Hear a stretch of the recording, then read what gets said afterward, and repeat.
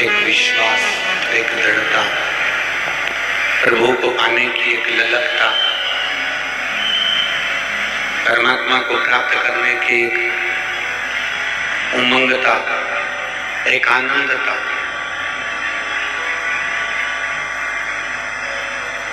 कुछ नहीं चाहिए मेरे से, मेरे उगरदानी को तुमसे कुछ नहीं, मेरे शंकर भगवान को तुमसे कुछ नहीं। कोई अगर तुमसे आकर कह भी देना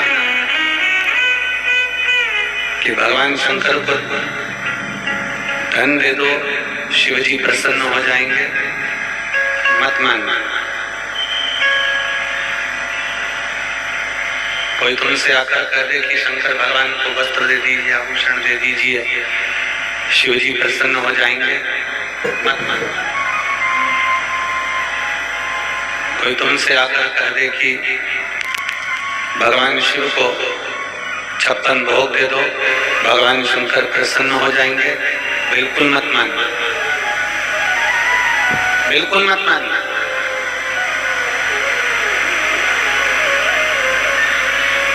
धन से, दौलत से, धन भोग से, तुम्हारी प्रॉपर्टी से, तुम्हारी दुनिया की धन दौलत सत्ता से मेरा शिव कभी प्रसन्न नहीं होगा, मेरा शंकर कभी प्रसन्न नहीं होगा। अगर शिव को प्रसन्न करना है तो शंकर को धन मत दो। शिव को प्रसन्न करना है तो तुम्हारा सोना चांदी हीरा पन्ना शंकर को मत दो। शिव को प्रसन्न करना है तो इतना जरूर करो, अपना दिल, अपना हृदय, अपना चित्त, अपना मन, अपनी बुद्धि भगवान शंकर के चरणों में समर्पित कर दो। शिव तुम्हारा।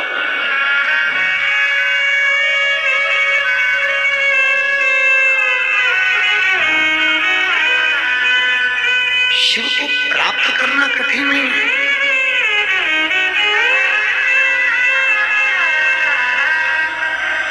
आवाज नहीं जा रही, उधर भक्त लोग बाहर बैठे हुए, उनकी व्यवस्था करो।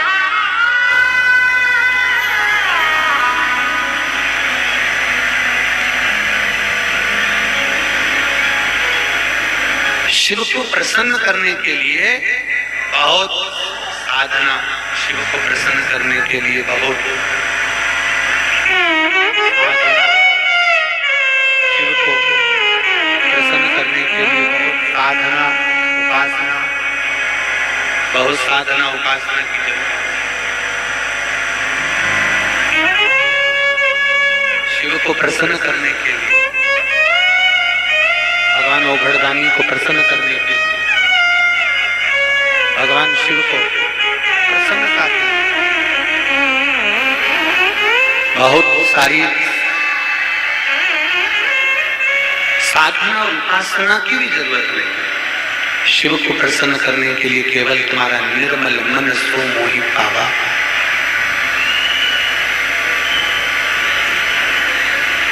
केवल तुम्हारा हृदय।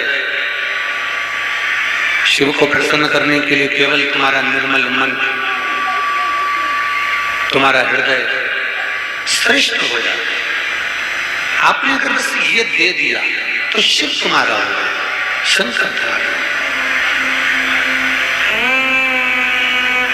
कौन कहता है भोले आते नहीं, कौन कहता है भोले आते नहीं। आप मगोरा की तरह उन्हें बुलाते नहीं। जिस दिन तुमने माँ पार्वती की तरह, माँ गोरा की तरह, माँ जगतजननी जगदम्बा की तरह, माँ उमा की तरह, माँ कात्यायनी की तरह, माँ कुष्मांडा की तरह, माँ स्कंदा की तरह जिस दिन तुमने दिल से, हृदय से देवादिदेव महादेव को पुकार लिया, जिस दिन तुमने मेरे शंभू को बुला लिया हृदय से, दिल से, उस दिन मेरा देवादिदेव महादेव तुम्हारे सम्मुख में आकर खड़ा हो जाएगा। उस दिन तुम्हारे सम्मुख में। शिव महापुराण की कथा कहती है, एक माँ और दूसरा महादेव। माँ का हाथ हमारे ऊपर हो, माँ का हाथ हो और मेरे देवाधिदेव महादेव का साथ हो। अगर ये दो चीज है हमारे साथ में तो दुनिया में कोई बल नहीं कि तुमको डुबा दे। तुम्हारा हाथ पकड़कर महादेव पार जरूर लगा दे। माँ का हाथ और महादेव का साथ कभी डूबने नहीं देता, कभी डूबने नहीं देता। और मैंने तेरे ही भरोसे बाबा, तेरे ही भरोसे हवा में उड़ती जाऊंगी बाबा, डोर तो छड़ीना निकलती जाऊंगी।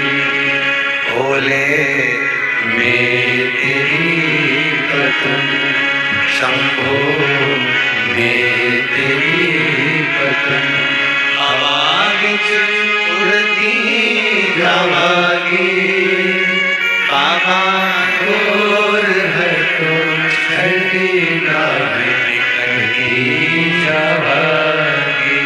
माँ का हाथ और महादेव का साथ हमें कभी अकेले नहीं होने।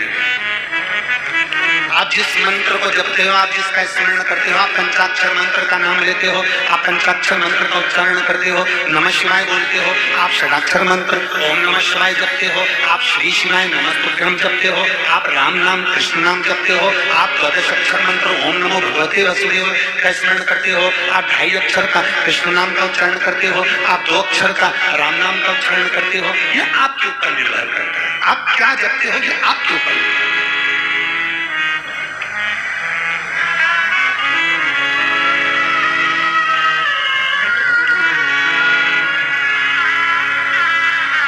बस इतना याद रखो,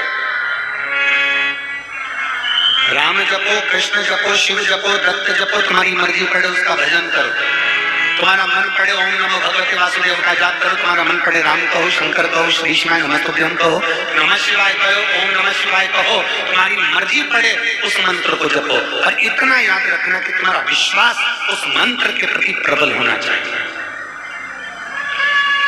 तुम्हारा विश्वास उस मंत्र के प्रति पक्का होना चाहिए। जिस मंत्र को हमें जप रहे हैं, जिस मंत्र की हम साधना कर रहे हैं, उस मंत्र के प्रति तुम्हारा भरोसा पक्का होना चाहिए।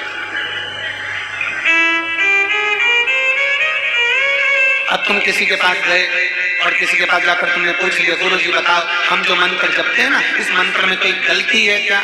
मतलब तेरा विश्वास पक्का नहीं है। आपने फिर किसी से कहा गुरु जी हम ये वाला पाठ करते हैं, इसमें कोई गलती है क्या? मतलब तेरे पाठ में तेरा विश्वास नहीं है।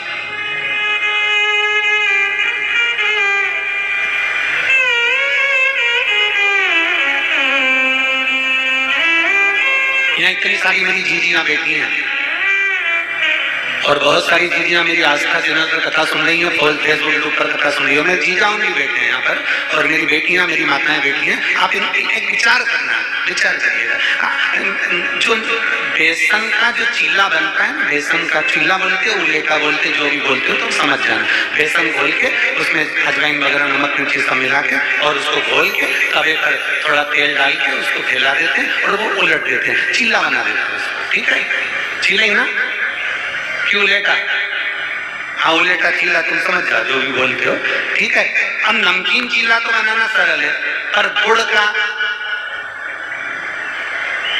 तुम कितनी भी होशियार और घर में बूढ़ी बूढ़ी सास भी इतनी होशियार तो भी मीठा उलेटा चीला तो पहले नंबर का तो चिपकता है। अब मेरी बूढ़ी बूढ़ी माँ कितनी होशियार है, कोई 60 साल की है, कोई 70 साल की है। इतने में बेटे ने कह दिया मम्मी मुझे चीले खाना, और मम्मी ने चीला बनाया। मम्मी ने घोल लगाया और घी डाला, घी डाल के तवे पे डाला और डालने के बाद वो चीला को जो फैला रही थी और मालूम पड़े जब उसको उधेड़ रही है नीचे से खरचूले से, तो वो मालूम पड़े वो भेला हो गया। इतने में बेटे ने कहा मम्मी कैसा बन गया? इतने में मम्मी बोली बेटा मुझे लगता देखा इसमें गुड़ ज्यादा हो गया। तो बेटे ने खा के देखा कोई गुड़ नहीं है, क्योंकि कितना चाहे तो गुड़ बढ़ा लो चाहे गुड़ कम कर लो, चाहे शक्कर बढ़ा लो चाहे शक्कर कम कर लो, पर मीठा चीला तो पहले नंबर का तो चिपके ही चिपके। कई घरों में तो मालवा के कई घरों में तो ऐसा नियम है, जब नई नवेली बहू आती है ना तो उसको चीला बनाने बिठाते हैं, और बहू बेचारी इतनी डिप्रेशन में आ जाती है चीले को देख के। बहू बेचारी इतना घूंघट और ऊपर से चीला बना रही, और चीला बनाते बनाते जैसे वो चीला भेला हो गया इतने में घूंघट उतार कर तुरंत चारों तरफ देखती तो देख तो नहीं दिया, और जो उसने देखा कोई नहीं देख रहा, चीले को निकाल के चूल्हा में डाल देती है।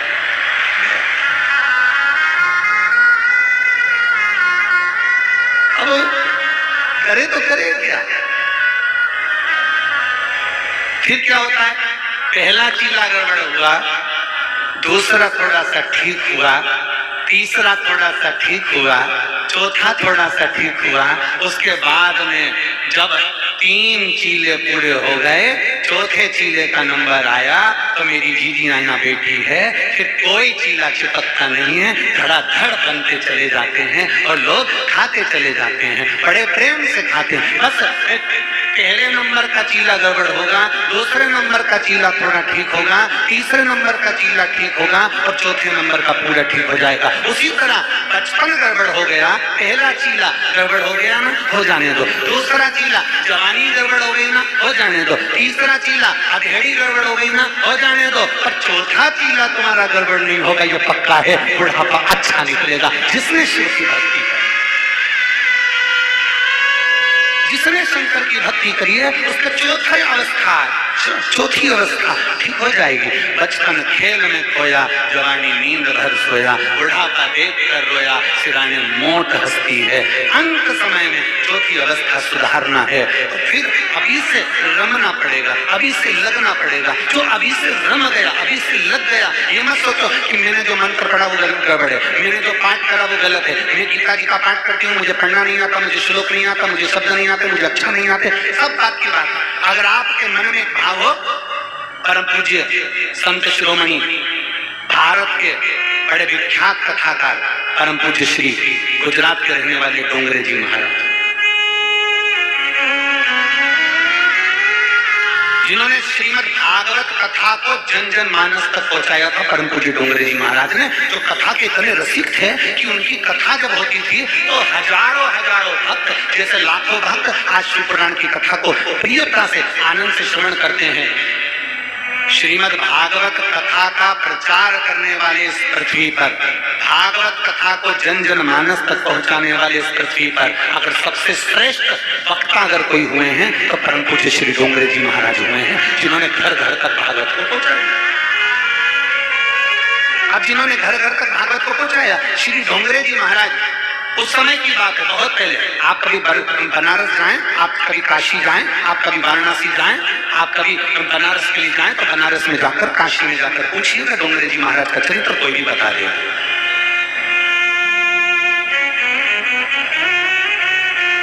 परम पूज्य डोंगरे जी महाराज काशी में कथा करने के लिए गए, बनारस में कथा करने के लिए, और डोंगरे जी महाराज जैसे कथा करने के लिए गए तो 2 दिनों की कथा का निकला। डोंगरे जी महाराज ने अपने सारे परिकरों को सबको बोला, जितने उनके साथ में जुड़े हुए थे, उनसे बनारस वालों से कहा, यहाँ देवी का मंदिर बड़ा प्रसिद्ध है, हम यहाँ दर्शन करने के लिए जाएंगे, हमारा मन हो रहा है कि दुर्गा के मंदिर जाया जाए, दुर्गा के मंदिर जाना है।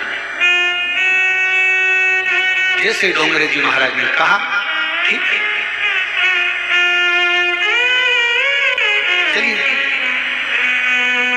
डोंगरे जी महाराज अपने परिकरों के साथ में, डोंगरे जी महाराज अपने साथियों के साथ में, जो भी उनके साथ में सेवादार थे उनके साथ में माँ दुर्गा का दर्शन करने के लिए गए। वहां जैसे ही दुर्गा जी के मंदिर में, देवी जी के मंदिर में परम पूज्य डोंगरे जी महाराज प्रवेश करते हैं, एक दीवार से टिका हुआ एक ब्राह्मण, वस्त्र गला सा था, साधारण सा वस्त्र दिख रहा था, एक ब्राह्मण बैठकर माँ दुर्गा का पाठ कर रहा था, माँ दुर्गा की स्तुति पाठ कर रहा था। परम पूज्य डोंगरे जी महाराज की दृष्टि चली गई। इस कथा को एक शिव भक्तों को अपने दिल में बिठाकर रखना चाहिए कि कथा कहाँ जा रही है उसके आपकी चित्तवृत्ति चाहिए। डोंगरे जी महाराज की निगाह चली गई उस ब्राह्मण पर, और ब्राह्मण के पास में डोंगरे जी महाराज गए और जाकर उन्होंने तुरंत अपने साथियों से 21 रुपए लिए और ब्राह्मण देवता को दिए, प्रणाम करा, और प्रणाम कर कर परम पूज्य डोंगरे जी महाराज ने कहा, ब्राह्मण देवता, आप जो दुर्गा स्तुति का पाठ कर रहे हो, इस पाठ में बहुत सारी गलतियां हैं, आप इसको ठीक करिए। डोंगरे जी महाराज ने कहा, ब्राह्मण देवता, आप जो दुर्गा स्तुति का पाठ कर रहे हो, इसमें बहुत सारी गलतियां हैं, इसको ठीक करिए। और डोंगरे जी महाराज को ब्राह्मण देवता ने प्रणाम किया। ब्राह्मण जो बैठा था दीवार से टिककर, उसने नमन किया, गुरुदेव बिल्कुल मैं कल से गलती नहीं करूंगा, प्रणाम करता हूं मैं आपका, आपने मुझे ज्ञान प्रदान किया। डोंगरे जी माँ दुर्गा का दर्शन किए, और दुर्गा जी का दर्शन कर डोंगरे जी महाराज अपने कथा में पहुंच गए। कथा करी डोंगरे जी महाराज ने, रात्रि होने लगी, मध्य रात्रि हुई। मध्य रात्रि में परम पूज्य डोंगरे जी महाराज के शरीर को बुखार ने पकड़ लिया, कांप ने पकड़ लिया, पूरे शरीर को बुखार ने पकड़ लिया, शरीर गर्म होने लगा, इतनी गर्मी चढ़ गई शरीर में कि परम पूज्य डोंगरे जी महाराज को वहां के प्रसिद्ध डॉक्टर के घर ले जाया गया। और डॉक्टर के पास लेकर गए और डॉक्टर से कहा, जरा देखिए, चेक करिए, हमारे गुरुजी को बहुत बुखार आया है। डॉक्टर ने चेक करा, बहुत तेज बुखार था। दवाई देकर डॉक्टर साहब ने डोंगरे जी महाराज को उनके निज निवास पर भेज दिया। निज निवास पर डोंगरे जी महाराज रात को सोए, सुबह नींद खुल गई। ब्रह्म मुहूर्त में 3:30-4 बजे परम पूज्य डोंगरे जी महाराज की नींद खुल गई। नींद खुलते से डोंगरे जी महाराज ने अपने प्रिकरों को बुलाया, साथियों को बुलाया, कुछ भी करो, मुझे दुर्गा मंदिर जाना है, अभी के अभी जाना है, चलो तैयारी करो दुर्गा मंदिर जाने की। सारे साथियों को लेकर परम पूज्य डोंगरे जी महाराज माँ दुर्गा के मंदिर में पहुंचे। जैसे ही पहुंचे, ब्राह्मण दीवार से टिका हुआ पाठ कर रहा था। डोंगरे जी महाराज वहां पहुंचकर ब्राह्मण के हाथ जोड़कर कहते हैं, पाठ कर रहे हो? ब्राह्मण हाथ जोड़कर बोला, गुरुदेव अब मेरे पाठ में गलती नहीं हो रही है, मैं धीरे धीरे पढ़ रहा हूँ, मैं अटक अटक कर पढ़ रहा हूँ, मेरे पाठ में गलती नहीं हो रही।